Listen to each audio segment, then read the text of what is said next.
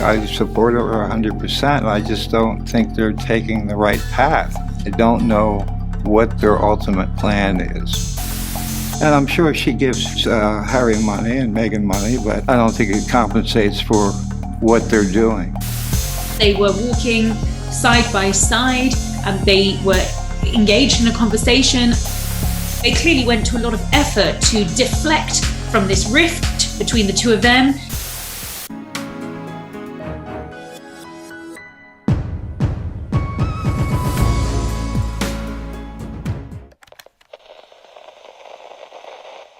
Hey everyone, and welcome back to Exposing SMG. It's been a little while since we last talked about our favorite controversial royal celebrity couple, Prince Harry and Meghan Markle. Last time we caught up, we discussed the backlash that Harry and Meghan both faced for the name tribute to Princess Diana and Queen Elizabeth. Since then, a lot has happened, including an explosive interview from Meghan's estranged father, Thomas Markle. Meghan's personal journalist friend, Omid Scobie, revealed some interesting details. Meghan calls herself Princess of the United Kingdom on Lilibet, Diana's birth certificate, and so much more. So without further ado, let's discuss. Number 1. Omid Scobie exposes how Harry and Meghan felt that they should be on equal footing as Prince William and Kate Middleton. Meghan's intention when she first became involved with Prince Harry has always been under press scrutiny. There are many that believe that she plotted to make the prince fall in love with her, only to end up leaving the family to build her own empire. By many people, I mean me. But with good reasons, of course. Anyways, Omid Scobie is basically Meghan and Harry, but more specifically, Meghan's good publicity PR machine. He was one of the co-authors of Finding Freedom, a book that Meghan gave information to. This was actually confirmed in court. Basically, Omid is like a professional defender for Meghan and Harry, and his role is to show the good side of the duo and share their truth. So it was interesting when it seemed like he slipped up and said that Meghan wasn't happy with her low royal status. Or maybe he was just telling the truth that's been there all along. Fun fact, this is actually something I talked about in a blog post last year. I wrote that Meghan couldn't stand the fact that she married the spare, not the heir, and that she was always going to be behind Kate.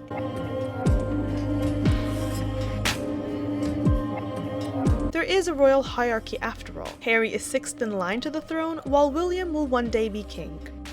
So in the new ITV documentary, Harry and William: What Went Wrong, Omid Scobie portrayed Meghan as a star who came into the royal family as a talented, independent woman after a successful career in Hollywood, and therefore saw herself as offering a fresh approach to how the royal family could use their celebrity to advance their brand and causes that they care about.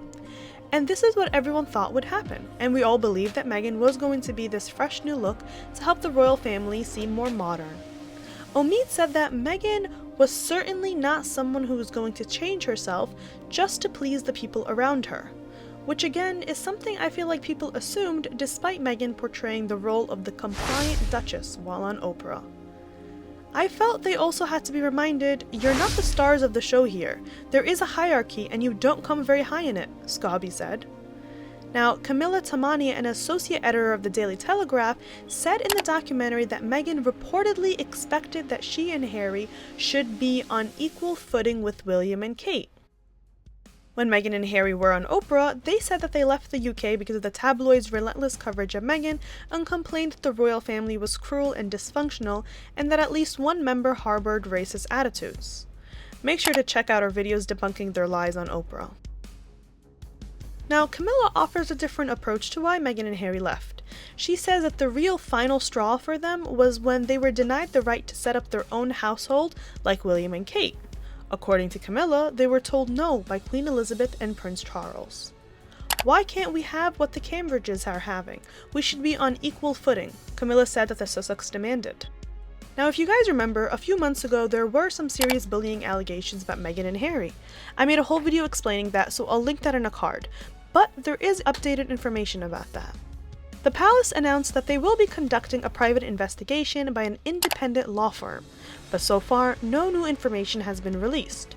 However, author Robert Lacey reported on the bullying allegations in an updated edition of his book, Battle of Brothers, and he quoted a source close to William who said that Meghan appeared to have an agenda from the beginning of her relationship with Harry. He also quoted someone who said Meghan could be a 500% nightmare because of the never-ending PR. As per usual when we discuss the allegations quoted by royal reporters or sources, it's hard to believe that everyone's out to get Meghan and Harry and every single report is a smear campaign, as Meghan said. Let me know what you think. And what are your thoughts on the new revelations that will be discussed in the new documentary? Comment down below. I'm really interested to hear your insight. Number 2. Meghan called herself Princess of the United Kingdom on Lilibet Diana's birth certificate. Now this one made me laugh. The newborn's birth certificate was obtained by People, and the document requires both of their legal names, which for Harry is first name, the Duke of Sussex, and last name, His Royal Highness. For Meghan, on the other hand, it is Rachel Meghan Markle. Now this differs notably from how the pair filled out Archie's certificate in the United Kingdom, which Harry wrote his name as His Royal Highness Henry Charles Albert David Duke of Sussex, and Meghan used the title Rachel Meghan Her Royal Highness the Duchess of Sussex. Now what's funny here is that they also listed their occupations as Prince and Princess of the United Kingdom, despite the fact that Meghan does not hold the title of princess and California does not require parents to list their occupations on birth certificates. Their intentions don't read off well to me because 1, it wasn't a requirement, so it seems like they just wanted to write Prince and Princess, and 2, Meghan doesn't hold the title of princess. But then again, it's not like I expect much from Meghan when it comes to titles, since she clearly doesn't understand anything about them. Basically, refer to my video about the title drama surrounding baby Archie. As a reminder, when they officially stepped down from their duties as senior royals last year, part of the agreement they made with Queen Elizabeth is that they would retain their titles as His and Her Highness, but would no longer use them. Anyways, I really want to hear your thoughts on Meghan calling herself princess in the legal document, because that sure was something. Number 3. Prince Harry and Prince William reunite at Princess Diana's statue unveiling. Prince Harry and Prince William were both present at the unveiling of the new statue of their late mother, Princess Diana. Interestingly enough, they both came out with a joint speech that said, "Today on what would have been our mother's 60th birthday, we remember her love, strength, and character, qualities that made her a force for good around the world, changing countless lives for the better. Every day we wish she were still with us, and our hope is that this statue will be seen forever as a symbol of her life and legacy." Leading up to this event, there has been speculation of whether they would deliver individual speeches. People reports that Harry and William ultimately decided against this as a way to bring the focus back to the memorial rather than to their reported rift. Royal author Robert Lacey told People that it was a very well-judged decision, and the idea of rival speeches could have been disastrous, but to bring out a considered joint statement was perfect and shows a way ahead. Princess Diana's protection officer Ken Worf said that it was their idea and it was a joint effort. The two looked like they got along pretty well at the event, but the question is, do we believe that their relationship is okay? Us Weekly reports that they have turned a new page after their royal feud. A source tells them that William and Harry spent the morning before the statue unveiling looking through old keepsakes, notes from Diana, and bonding. They have absolutely turned a new page in their relationship and have started the healing. Everyone around them was thrilled to see how close they were on the day of the statue unveiling. Another insider says that the firm has been instructing staffers to reach out more to Harry and Meghan to get them to soften a bit, and that Kate Middleton is apparently reaching out to Meghan more since Lilibet Diana was born. Now, when it comes to American publications such as Us Weekly, E! News, and so on, I say what I always say. Whoever the source is usually the celebrity themselves or the celebrity's publicist. So I'm not sure if I'm buying this whole, yeah, William and Harry are fine, Kate is reaching out to Meghan, and the firm is so-called trying to get on the good side of Meghan and Harry. Because I don't think anyone from the royal family respects Meghan or Harry, nor are they trying to get on their good side by any means. But those are just my thoughts. What do you think? Number 4. Thomas Markle talks about being ghosted by Meghan and Harry in new 60 Minutes interview. Meghan's estranged father, Thomas Markle, has made several comments throughout the years and continues to do so despite having not spoken to Meghan or Harry in like 3 years. Now, I don't know if Thomas is milking this whole story or he's a victim, but it is sad that he's been cut out of his daughter's life since the start despite being there for her in the beginning and having some sort of relationship. Do you think Oprah is exploiting Harry and Meghan? Yes, I do. Now, I don't know if I get sued for that or not, but that's just my opinion. First, he said, "I think Oprah Winfrey is playing Harry and Meghan.